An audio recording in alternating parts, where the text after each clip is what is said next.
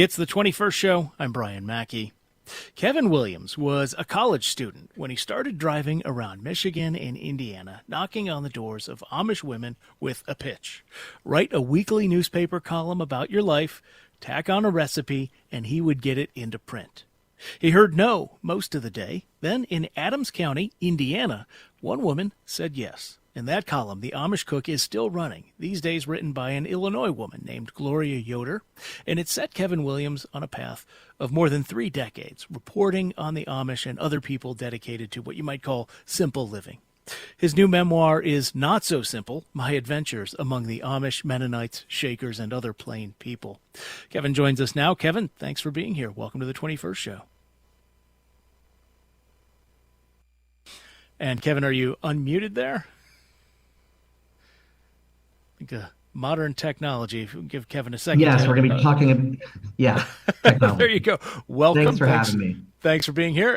We'll get through the tech. 800-222-9455 if you want to join us today. 800-222-9455. There's some irony in having a little technical challenge when we were talking about the Amish. All right, let me ask you what first drew you to Amish communities?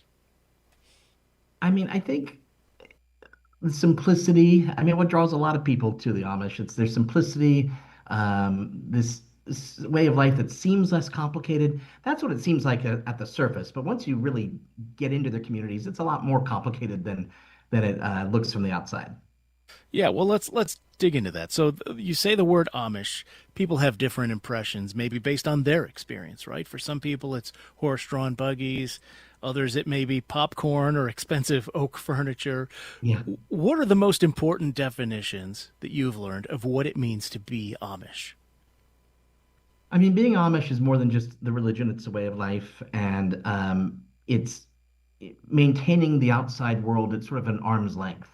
And the Amish are very careful about what they let into their lives. It varies greatly from community to community, and that's what makes understanding them kind of difficult sometimes, because the Amish in Arthur, Illinois are very different from the ones that you find, say, in Flat Rock near Robinson. The interpretation of their theology is very different from community to community. It can make it confusing to an outsider. Yeah, talk about how do some of those differences manifest, right? I think we've all had the experience of seeing a group of Amish people, drive up in a van and talking on a cell phone and that sort of thing, and you think to yourself, well, that's not what I thought that was supposed to be about. So talk about that range of difference. Well, you have very conservative Amish, and you have some that live in the western part of Illinois, near Piketon, that are much more conservative than the ones near the largest community in Illinois is Arthur. That's a very interesting community, very entrepreneurial. I would say leans towards the progressive side, but not nearly as progressive as, say, the Amish near Robinson. And some of them actually have electricity in their houses. They are much more accepting of photography. So you have a wide range just in Illinois.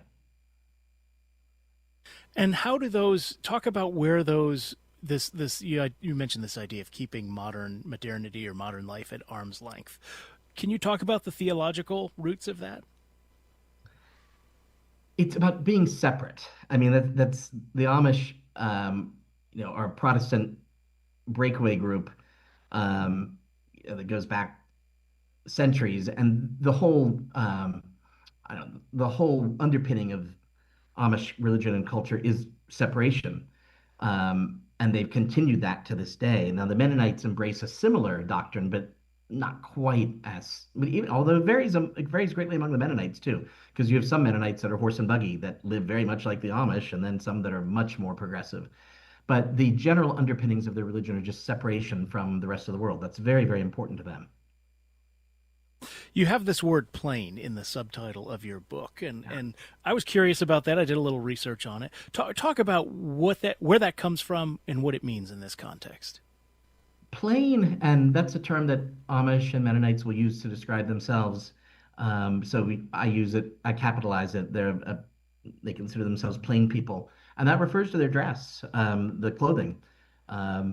You will find, you're not going to find an Amish person for the most part with like a University of Illinois sweatshirt or something. It's plain clothing, solid colors. And it's also about not wanting to stand out in a group. So the group generally dresses the same. No one person is supposed to stand out. And that can be difficult with capitalism because the Amish are also a very entrepreneurial capitalist group. So you have some Amish that are much more prosperous than others, but they're not supposed to show it. And that can be difficult too. All right, let me remind listeners this is the 21st show. We're talking with Kevin Williams, who has spent decades writing about and sort of, would you say, studying the Amish and other plain communities in America. He's the editor of the Amish Cook newspaper column, which at its peak was in 150 different newspapers around America. Now it's in 40. We're going to talk about that. And, it sort of traces some of the changes we've seen in media over the past few decades. If you want to join us today, 800-222-9455 is the number. I should say we're talking with Kevin because he's sort of written about these experiences in a book. It's Not So Simple, My Adventures Among the Amish, Mennonites, Shakers, and Other Plain People. Again, if you want to join us, 800-222-9455 is the number. This is the 21st show. We'll be back in a moment.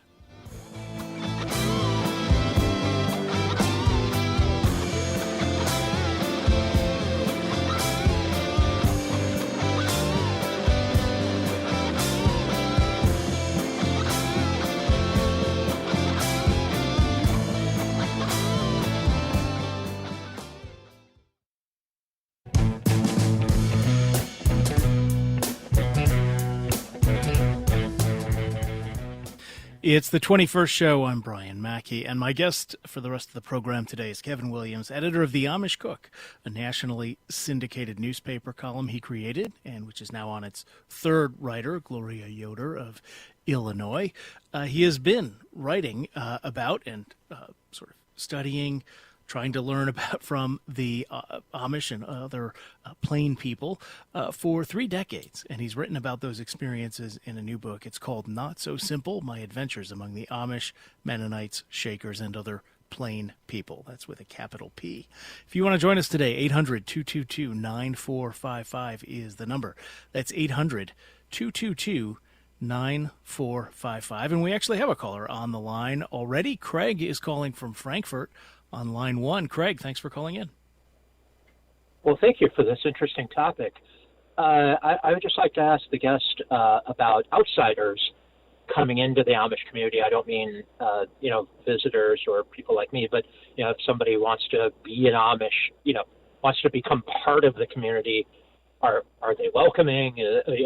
I guess I was wondering kind of what the process would be if they do allow outsiders, and if they don't, how do they keep their community going? Because I imagine, they're rather small communities, so intermarriage among families must have its limits. So I was kind of just wondering how they're able to grow their community if they allow outside people to come in who, want to be part of it.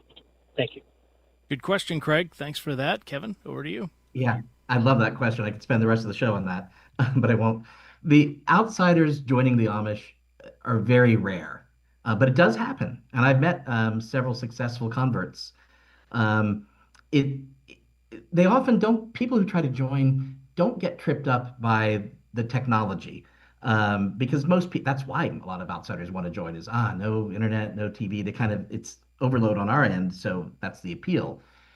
What trips outsiders up is the language, because the Amish do speak German at home. That's their first language. And, I've got young daughters and they can pick things up like a sponge, but when you're an adult, it's a lot harder. And if you don't speak the language, you're never going to be a part of the community. It really is exclusionary. Um, and then you have to have the spiritual motivation. You can't just be doing it for an off the grid lifestyle. You can do that without, religion. You have to feel the spiritual aspects of it. So those are the key components of joining. But I met a public school teacher who was in his 40s who just decided he had had enough, and he joined the Amish about 20 years ago and is still there and is well accepted. So it happens.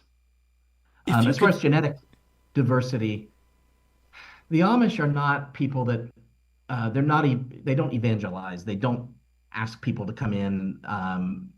Intermarriage has caused some birth issues in the Amish, defects. The Amish are generally aware of these, and you do have Amish people that move around from to community, but that is a problem in the church.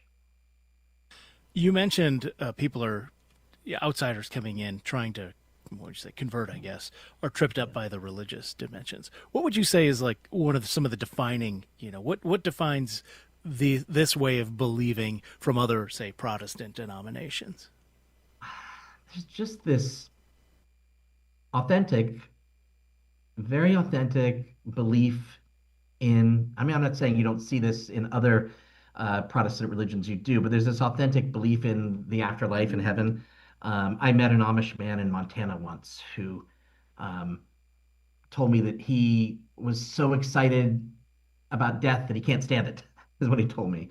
I'm just like, oh my gosh, I really, I want to stick around him as long as I can. And he's wanting to get out of here.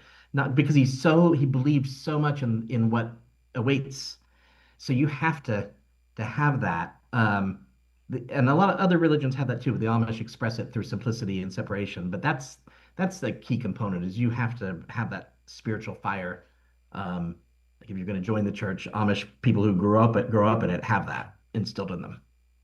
I was reading one of the recent Amish Cook columns, and it described sort of someone holding a baby that they knew was not long for this world. And I use that phrasing advisedly. And, you really got the sense that they believed it. And we're almost, I think most of us would view that as a horrible tragedy of a baby that, was on the path to dying. But they viewed it as, or they wrote about it at least in such a way as like how excited they were for this child. No, that's a good example. They're just they have a much different view of death than most non-Amish. I mean, I've been to Amish funerals where the casket is elevated a little bit, so if you've got a really small child walking by it, they couldn't see inside. I've seen many Amish parents lift their children up so they can directly look in the casket and make contact before they pass by. And it's just instilling that in their kids that death isn't the end, it's a beginning. Let's go back to the phones. We have Tim calling from Champaign. Tim, thank you for calling in. Hey, how you doing this morning? Good morning. I'm doing well, thank you. So I understand you used to go to Yoder's, or your mom used to go to Yoder's restaurant. Well, I took her to Yoder's a couple times when she was still alive, and I think she was rather inquisitive and noticing things. She would lean over to me and she says, "They're wearing Nike shoes." Mm-hmm. The servers. Is that Sure. allowed? And the other quick question: are the Amish the innovators of the clothesline? I've seen a lot of unique ones out there. Okay, interesting questions. Tim, I'll start with I should say, Kevin, I'll start with the Nikes. Yeah, there's no prohibition against that type of clothing. I mean, I would be surprised to see a lot of Amish wearing Nikes just because they're expensive. They're generally more frugal. But I mean, Crocs are really popular among the Amish. It's you got to get shoes somewhere. So that doesn't surprise me a whole lot. As far as clothesline innovations, yeah, you see that a lot. Like, I mean, I've seen Amish people repurpose bicycle wheels and hang them horizontally over, horizontally, and you pin little socks on them. They're great for socks and underwear on bicycle wheels that they've repurposed into like a round laundry line. I've seen laundry lines on pulleys that go like, 50 feet into the sky to better catch the wind for drying. So yeah, there's a lot of innovation among Amish and the clothesline. I don't think they invented the clothesline, but they certainly have made some modifications to it. So how did the Amish Cook come about as a column? Tell me about that day I mentioned, driving around, or days driving around trying to find someone. Yeah, and I go into that in the book pretty in depth. It really was it was before that when I was a young journalist, because I was really always in this for the journalism. I consider myself a journalist first, more than an Amish expert. But this was a time when newspapers were still in their heyday, and I just thought I was interested in the Amish. I'd done some writing about the Amish, and I just thought, wouldn't this be neat to have a syndicated column, to where an Amish person could share their life each week and maybe a recipe. It was just wait. That's what being young does to you. You have these ideas that you have no idea whether they can be done or not. And yeah, it could be done, but it was not easy. Even newspapers in their heyday didn't pay a lot. Um, but it really caught on. Um, Quincy, Illinois, was the first newspaper in the country to carry the column, and they still carry it to this day. Long after many have dropped it, just because newspapers are, dropping like flies. But it was a fusing of my interest in journalism and the Amish, just a convergence that was very unique and probably wouldn't have happened today. But back then, when newspapers were doing well, it happened. So I mentioned Gloria Yoder, Elizabeth Koblenz. I don't know if I'm pronouncing that correctly. Please correct me. Yeah. Was the original writer. What do they get out of it? What do you understand they're getting out of this? Gloria gets, I can tell you what Gloria's view on this is, that it's missionary. It's a way for her to spread her way of life and religion. And she views it as missionary work. Now, she's part of a sect that's more evangelical than other Amish. Elizabeth, I think, did it. She was kind of a pioneer in that sense, just because she liked to write. She enjoyed writing. And there weren't many outlets at that time for Amish authors. There still aren't a whole lot, but there's more today than there used to be. So I think the first one, you had an Amish woman who just genuinely liked to write. And then Gloria, I think, views it with a much more evangelical view. And her columns, do touch people. Gloria will definitely inspire spirituality among her readers. It was one of hers, I believe, where I mentioned the holding the baby. Yeah. There are those who might cast a skeptical eye on some of this, right? Cynics can frame most journalism as exploiting its subjects. I've certainly been accused of, I think anyone who does journalism long enough will face that issue in their work, especially when it's people who have opted out of mass media culture to some extent. How have you thought about that over the years?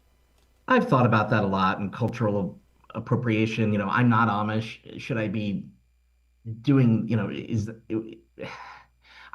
I get that. But the Amish cook columnists always wanted to do it, and it was always something, it was something that they wanted. Like, Gloria enjoys writing and enjoys spreading the word. So, if she ever decides she wants to hang it up, that's completely up to her. I try to, I don't edit her work much. I leave it alone, even if there are, grammatical twists of phrase that might be a little different, just because of the language translation. So yeah, I mean, as a journalist, I cover a lot of different communities now, because I write for I work for a number of news organizations. And I always try to be sensitive of that, I'm telling other people's stories. As a journalist, that's what you're doing, is you're telling other people's stories, and you try to do it with sensitivity and respect. And that's really all you can do. Yeah, I should say, for readers who may not be familiar, you've had bylines of the New York Times and other big news outlets as well. Let me ask about, as I was reading about this and thinking about the Amish cook and what has happened, I mentioned this was once in 150 newspapers, now it's 40. They're just not newspapers in as many places as there used to be. TikTok has filled that void for a lot of people in terms of where they consume media. Do you think can this sort of Amish, what would you say, the fascination with Amish culture persists? Do you see that ever moving into where media is going with this short form vertical videos? I mean, there's a woman who left the Amish. Her name is Lavina Zook. She left the Amish, but she's really popular on TikTok because she wears her Amish clothing still, and has this sort of accent and the cooking style. So she does these cooking videos. Well, there's Ben and Rose. They actually are Amish musicians who are very popular on YouTube. And so you're seeing Amish starting to dip their toe into social media. Now, you're also getting a backlash from some of the more conservative Amish over this. So the Amish are going to have to work it out among themselves over the years ahead as to what, how far down that road they want to go. Well, the Amish have been holding on to their way of life, and I should say we're coming to the end of our time together for, in some cases, 200 years now. Yeah. I wonder what that past tells us about what you think these communities might be like in another 50 or 100 or even 200 years? Oh gosh. I mean, at 50 years, I can maybe envision. You go further than that, it's really hard. I mean, they're going to try to stay simple and insulated, arm's length.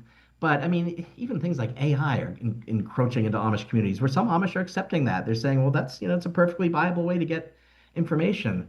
Some Amish communities are tiptoeing towards cars, at least for some people in their communities, so they can be driven around. So I think 50 years from now, you will have the Amish living steps behind the rest of us, but those steps will look very different, compared to where we are at that time. Um, and I think the plain dress will continue to, mark them as wanting to stay separate. I mean, the minute that goes away, I think that identity goes away. And the horse and buggy. Yeah. Kevin Williams is the author of Not So Simple, My Adventures Among the Amish, Mennonites, Shakers, and Other Plain People. He's the editor of the Amish Cook newspaper column. You can follow his work at Amish365.com, and you can find links to get the book from there or just Amazon or wherever you get your books. Kevin, thanks so much for being with us today on the 21st Show. Interesting. Thanks for having me.